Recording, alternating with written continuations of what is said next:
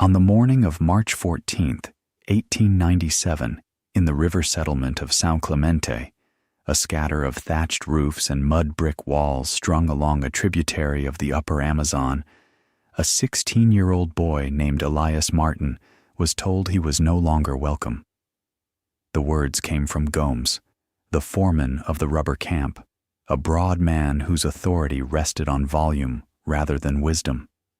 He said it in front of everyone, beside the drying racks where the latex sheets hung in pale rows like the skins of dead things.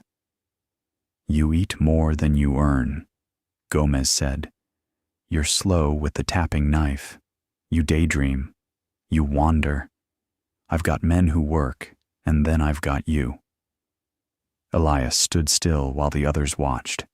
Some of them were boys, not much older than he was. A few looked away. Most didn't. "You have until evening," Gomes said. "Take your blade and your hammock. Don't take anything that isn't yours." Elias said nothing. He had learned by then that silence cost less than argument. By late afternoon, with the humidity pressing at 92 degrees and the forest dripping from a midday rain, Elias walked into the jungle carrying a canvas hammock, a short machete with a chipped edge, a tin cup, a coil of palm fiber rope, and a water gourd. He did not tell anyone where he was going. He did not know himself. The others assumed he would build a lean-to somewhere near the river, something made of sticks and palm fronds, the kind of rough shelter that everyone threw together when they had nothing else. Visible, temporary, easy to find when the boy inevitably came crawling back. Instead, Elias walked deeper. He had been watching the valley for months, during his time in the camp, while others slept through the dead hours of afternoon heat or played cards by lamplight. Elias had taken to walking the forest. Not far, a mile, sometimes 2, but always with his eyes working. He noticed things that others stepped over. The way certain roots channeled rainwater, the way fungus colonized deadfall in predictable patterns, the way air moved differently near large trees, cooler and steadier, as though the trunks were breathing. And he had noticed the tree. It stood in a slight depression at the valley's lowest fold, where the ground dipped before rising again toward a limestone ridge. It was enormous, a Brazil nut tree, perhaps 300 years old, its trunk wider than a man could reach around twice over. Its roots rose out of the earth like the walls of a ruined cathedral, twisting and arching in great buttresses before plunging back into the soil. Between those roots, at the base of the trunk, was a narrow, shadowed gap, barely 2 feet wide, angled so that a person walking past would see only darkness and step over it without a second thought. Most people did exactly that. What they didn't see, what Elias had seen one afternoon, lying flat on his stomach with his cheek against the damp soil, was that the heartwood inside the trunk had partially rotted. Fungal decay, slow and patient, had consumed the softer interior over decades while leaving the dense outer shell intact. Inside that shell was a hollow core, not large, not comfortable, but real. Where others saw decay, Elias saw structure. The first night, before he touched the tree at all, he slept in his hammock, strung between 2 smaller trunks, 50 yards away. He lay there in the dark, listening. The forest at night was not silent. It was layered, a cathedral of sound. Tree frogs pulsed in rhythmic waves.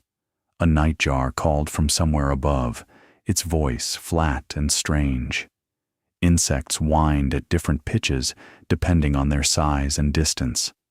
Beneath it all, there was the deep, constant murmur of the canopy moving in a breeze too faint to feel on the ground. He felt small. The forest was enormous and indifferent and very old. He was 16, alone, with a chipped machete and a tin cup. But he was not afraid. Or rather, he was afraid.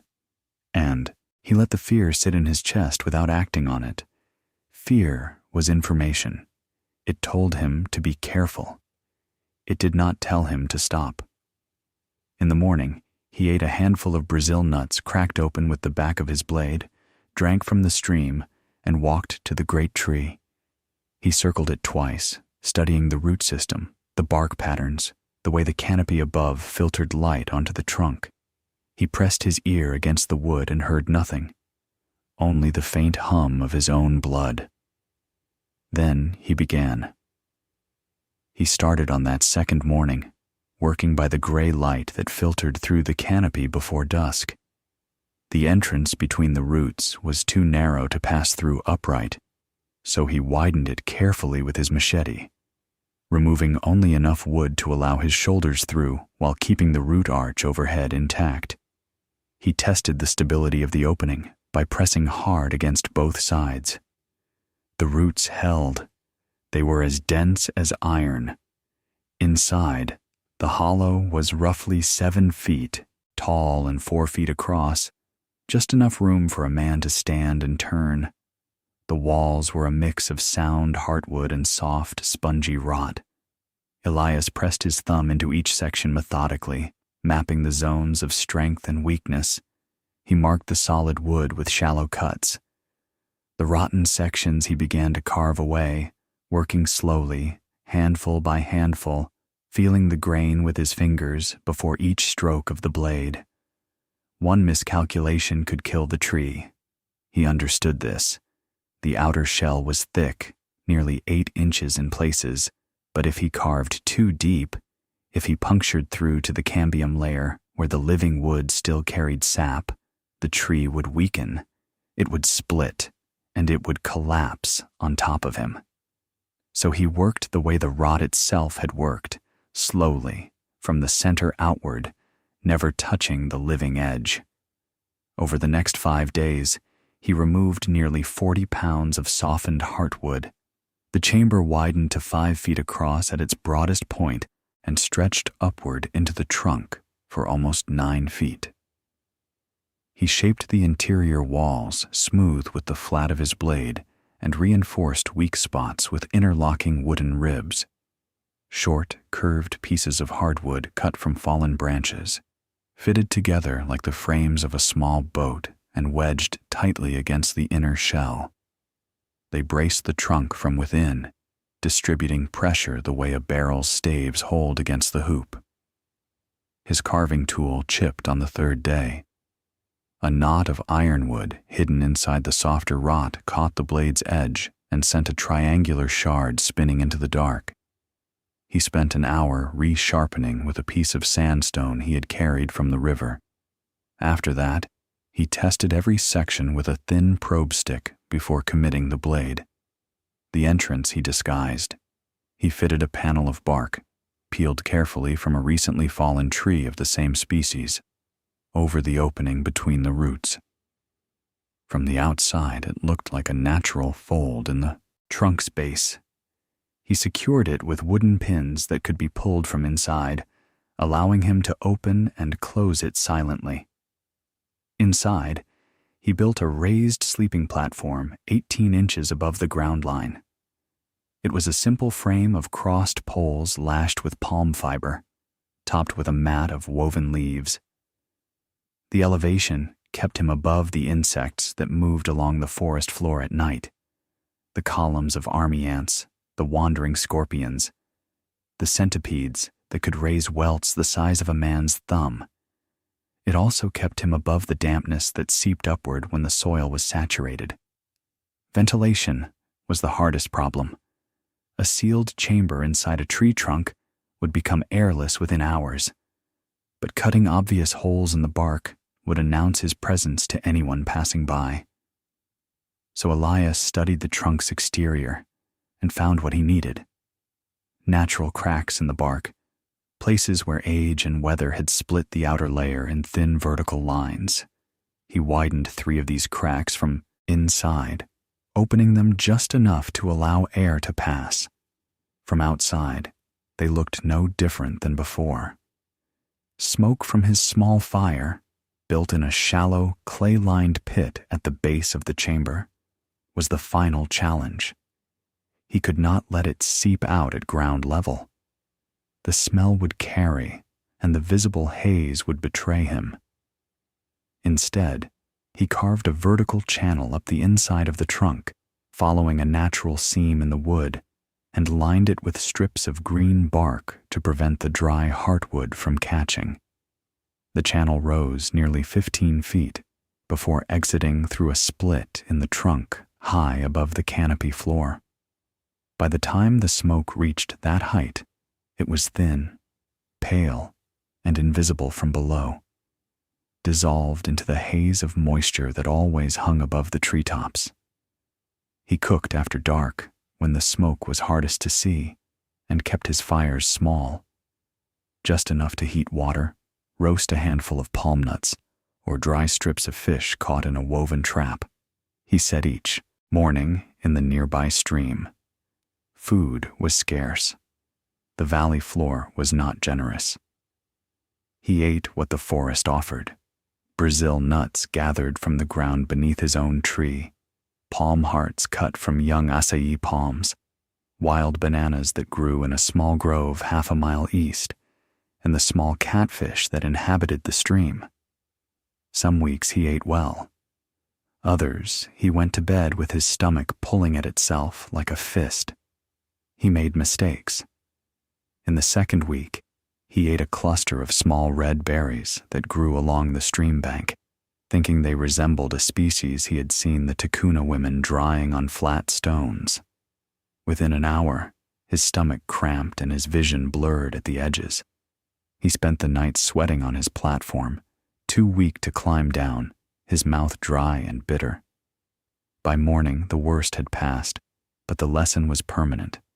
Resemblance was not identity. After that, he tested every unfamiliar fruit on the inside of his wrist before tasting it, watching for redness or swelling. He waited a full day between skin test and mouth test. He kept a mental record, precise and unforgiving, of what was safe and what was not. He learned to identify the fruiting cycles. The wild cacao ripened in April. The bacaba palms dropped their oily fruit in late May. The tucumã, bright orange and rich with fat, came in June, and he gathered them by the armful, drying the flesh on wooden racks hidden beneath a root overhang. He smoked fish when he could, laying thin strips over green wood and feeding the smoker with damp leaves that produced a steady, low heat without visible flame. He lost weight. His ribs showed. His hands, already rough from camp work, hardened further. The palms calloused, the fingers nicked with small cuts that healed slowly in the humid air. But he did not starve, because he did not waste, and he did not guess.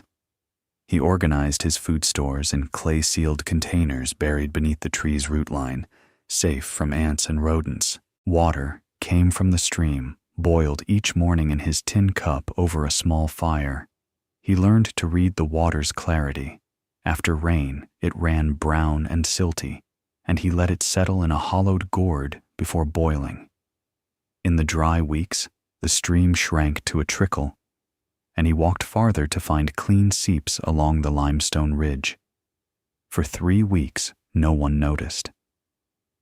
Traders passed through the valley on the river trail.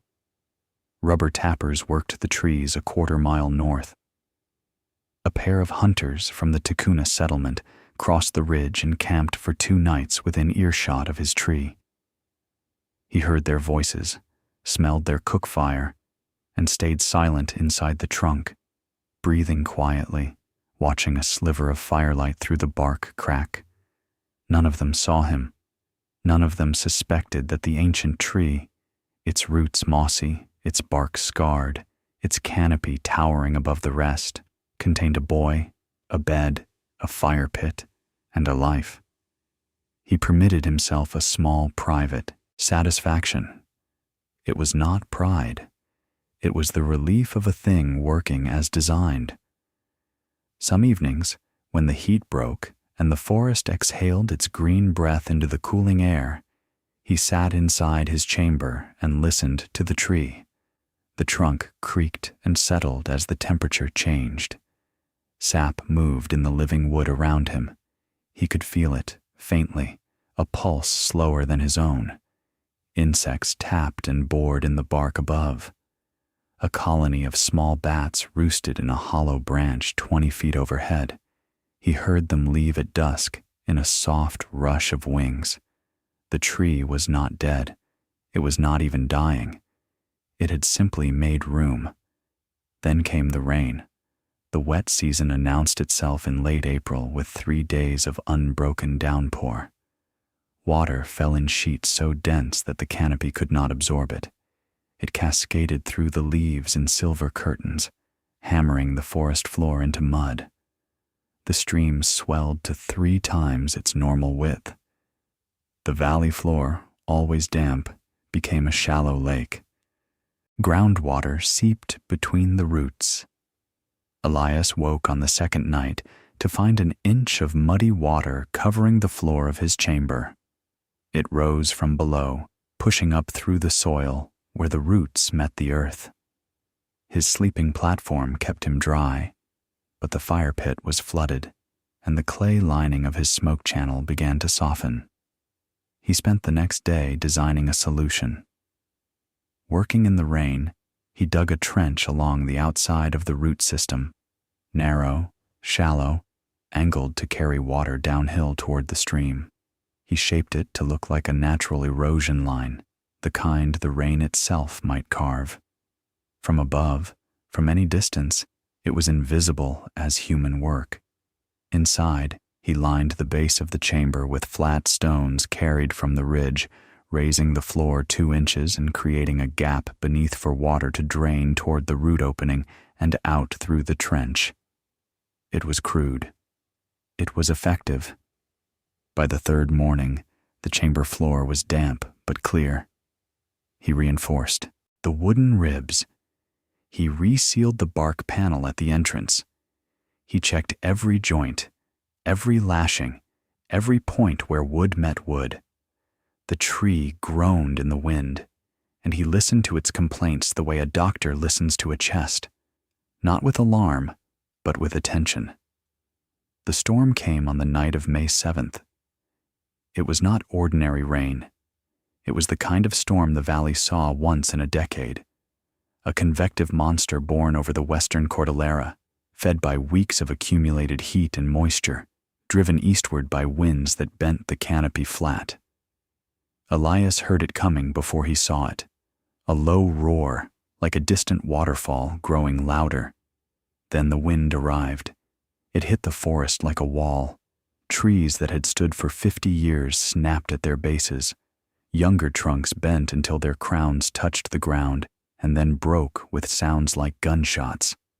The air was full of debris, leaves, bark, branches, entire root balls torn from the saturated soil and hurled through the darkness. Along the river trail, the makeshift shelters of the rubber tappers disintegrated. Thatch roofs peeled away in seconds. Lean-tos folded like paper. A canvas tent belonging to a trader named Souza was ripped from its stakes and carried into the canopy, where it hung like a ghost for days afterward. People ran. In the chaos of wind and rain and falling timber, they stumbled through the forest, shouting, searching for cover. Some crawled beneath fallen logs. Others pressed themselves against the largest trunks they could find and held on. At least 3 of them passed within 10 yards of the great Brazil nut tree. They saw only what they had always seen, an ancient trunk, enormous and unmovable, its roots gripping the earth like the fingers of a buried giant. They did not stop. They did not knock. They did not know. Inside the trunk, Elias lay on his platform and felt the tree move. It swayed. Not much. The root system was too deep, too spread, too anchored in the limestone substrate beneath the valley floor. But enough. The trunk leaned 3 or 4 inches to the west, then slowly returned, leaned again, returned. Each movement brought a deep groan from the heartwood, a sound that came from everywhere at once, vibrating through the wooden ribs he had built and into his own bones. The bark cracked. A vertical split opened in the outer shell, 2 feet above his head, and a spray of rain came through. He pressed his hand against it and felt the wood shift beneath his palm. If the root system moved, if the soil, saturated and soft, released its grip on even one of the major buttress roots, the chamber would collapse. The ribs would buckle. The 8 inches of dense outer shell would close around him like a fist. Lightning struck a tree on the ridge. The flash turned the inside of his chamber white for an instant, and in that instant he saw everything: the curve of the walls, the lashed ribs, the crack overhead, the water pooling at the base, his own hands, steady, he noticed, or nearly so. The thunder came a half-second later, so loud it felt physical. He did not run. There was nowhere to run to. The forest outside was a killing ground of falling timber and horizontal rain. The chamber he had built was either strong enough or it wasn't. He had carved it carefully. He had reinforced it honestly. He had respected the tree's living shell and worked within its tolerances. Now there was nothing to do but trust it. He lay still. He breathed. He listened to the tree argue with the storm, the deep creaking of roots, the high whine of wind across the bark, the percussive hammering of rain on the canopy 100 feet above. He counted the intervals between lightning and thunder, tracking the storm center as it moved east across the valley. 2 hours. That was how long the worst of it lasted. 2 hours of wind that never dropped below 50 miles per hour, of rain so heavy it sounded like gravel, of the tree swaying and groaning and the earth trembling beneath. Then, slowly, the wind began to ease. The rain softened from a roar to a hiss. The thunder moved east, and the intervals grew longer. By midnight, it was over. Morning came gray and still. Elias pushed the bark panel aside and crawled out between the roots into a forest he barely recognized. Trees lay everywhere, across the trail, across the stream, across each other, their root balls standing upright like walls of earth and stone. The canopy, which had been a continuous green ceiling the day before, was torn open in long gashes through which pale sky showed. The air smelled of sap and crushed leaves, and wet soil turned inside out. He walked the valley. The rubber tappers' camp was destroyed. Every shelter, every drying rack, every storage platform had been flattened or scattered.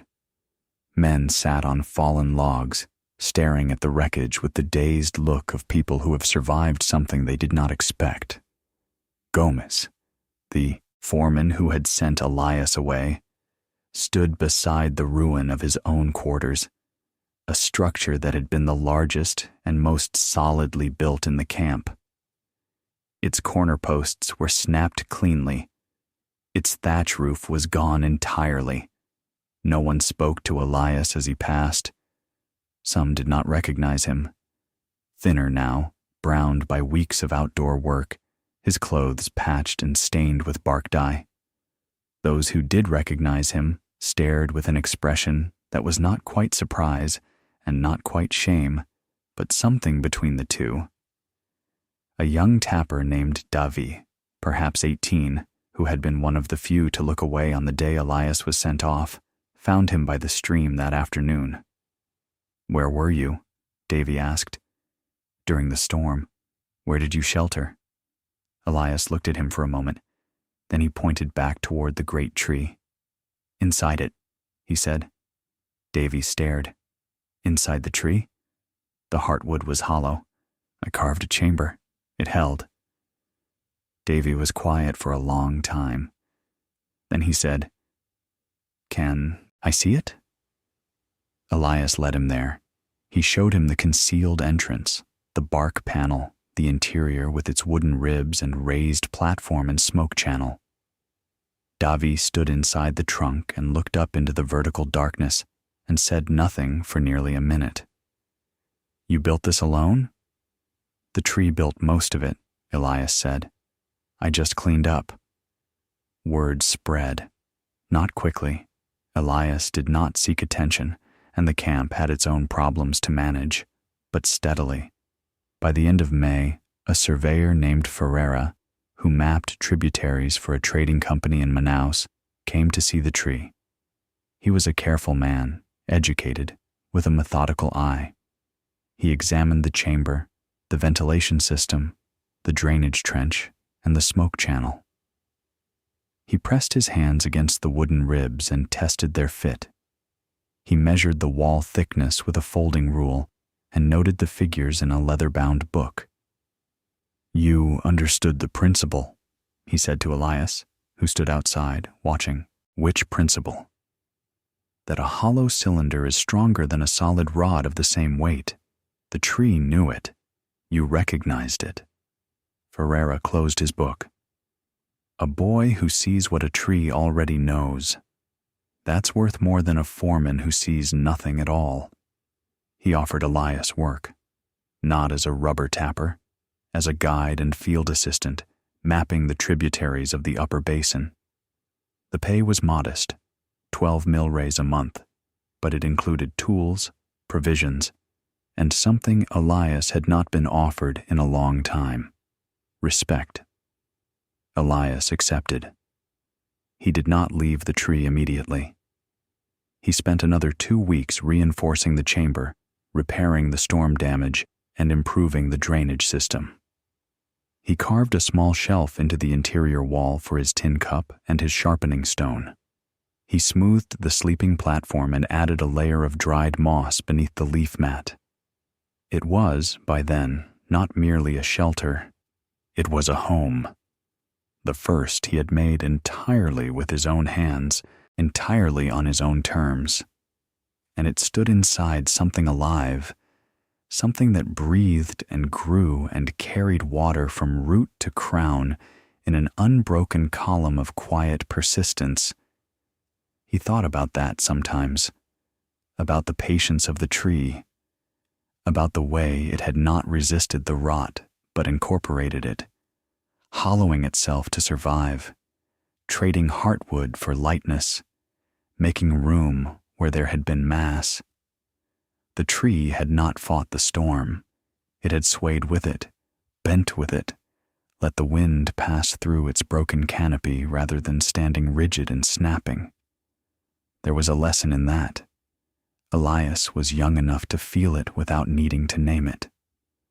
Over the years that followed, Elias Martin became one of the most trusted river guides on the upper Amazon. He mapped 17 tributaries for Ferreira's company, correcting errors in charts that had been copied and recopied since the Portuguese surveys of the previous century. He identified safe portage routes around rapids that had killed men for decades. He documented 46 plant species used by local communities for medicine, food, and construction, and his field notes, written in a cramped, precise hand, were later referenced by botanists at the Museu Paraense in Belém. He married at 24. Her name was Lucia, the daughter of a riverboat pilot and a Ticuna mother, a girl who spoke 3 languages and could read the river's mood by its color, the way Elias read a tree's health by its bark. He met her at a trading post on the Javari, where she was translating for her father during a supply negotiation. She was 17, quiet in a way that was not shyness, but selectiveness. She chose her words the way Elias chose his cuts, with precision and economy. She was unimpressed by his reputation. What interested her was that he listened. Most men at the trading posts talked endlessly about what they had done, what they owned, what they planned to conquer. Elias asked questions. He wanted to know about the river, about the currents she had grown up reading, about the fish migrations her mother's people tracked by the moon, about the plants that grew only on the flooded Varzea lands and nowhere else. They talked for 3 days at that post. When Ferreira's expedition moved on, Elias found reasons to return to the Javari. By the second visit, Lucia had begun drawing maps of the river system from memory, maps that were, in several details, more accurate than the ones Elias carried in his surveyor's case. They built a house together on the ridge above the valley, using techniques Elias had learned from the forest: raised floors, angled thatch, hidden drainage, cross-ventilation that kept the interior 10 degrees cooler than the outside air. Lucia added her own knowledge: river clay mixed with ash for a termite-resistant floor coating, a rainwater catchment system fed by banana leaf channels, and a kitchen garden of medicinal plants arranged by use. Fever remedies nearest the door, wound treatments by the washing area, digestive aids beside the cook fire. They had 4 children. 3 survived to adulthood. The eldest, a son named Tomas, became a schoolteacher in Manaus. The second, a daughter named Clara, studied nursing. The youngest, a boy named Rafael, stayed in the valley and became a guide like his father, walking the same trails, reading the same signs, carrying the same quiet attention in his hands and his eyes. Elias taught all of them the same thing, in different ways: look closer. The jungle punished hurry, but it rewarded attention. Every problem already had a solution growing somewhere nearby, in the shape of a root, the angle of a leaf, the direction of a breeze. You only had to be patient enough to see it. He died on the 22nd of September, 1943, at the age of 62. It was a dry season morning, warm and still, with the river running low and clear. He was sitting on the porch of the house he and Lucia had built, looking out over the canopy toward the valley where the great tree still stood, older now, its crown thinned by decades, but upright, its roots still gripping the limestone beneath the soil. Lucia was beside him. Raphael was there, and Clara, who had traveled upriver for the week. Tomas would arrive the following day, too late. Elias did not say much in his final hours. He had never been a man of many words. But in the late morning, with the light falling through the palm thatch in long golden bars, he said something to Raphael that the younger man remembered for the rest of his life. "When they sent me away," Elias said, "I thought the forest was the punishment. I thought I was being thrown into something empty. But it wasn't empty. It was full of answers, full of structure, full of things already built. I just had to stop talking and look." He was quiet after that. He died in the early afternoon, with the sound of the river below and the green silence of the canopy around him in the place he had made his own by listening to it first. The great Brazil nut tree in the valley stood for another 31 years after Elias Martin's death. It finally fell in a storm in 1974, not snapped, but toppled, its root system weakened at last by age and shifting groundwater. When it came down, the men who cleared the trail found the interior chamber still intact. The wooden ribs, darkened with age, still wedged against the inner shell, the shelf where a tin cup once sat, the smooth walls, carved by a boy's careful hand. Raphael's granddaughter, a university student in ecology, visited the site in 1998. She photographed the remains, measured the ribs, and wrote a short paper on the structural principles of hollow trunk habitation, how a boy with a chipped machete had intuited what engineers would later describe as monocoque construction, strength through shell, not mass. The paper was published in a regional journal. It included a line from Elias's field notes, recovered from the family archive. The tree does not fight what hollows it. It grows around the absence and becomes stronger for the space. In the valley, where the roots of the fallen giant still rise from the earth like the walls of something remembered, the forest has already begun to close over the gap. Young trees push upward through the opening in the canopy. Vines wrap the old wood. Moss covers the ribs. The jungle does not preserve monuments. It grows through them. But the knowledge remains, carried in the hands of those who were taught to look closer, to build with what is already there, and to trust that the quietest shelter is sometimes the one that holds.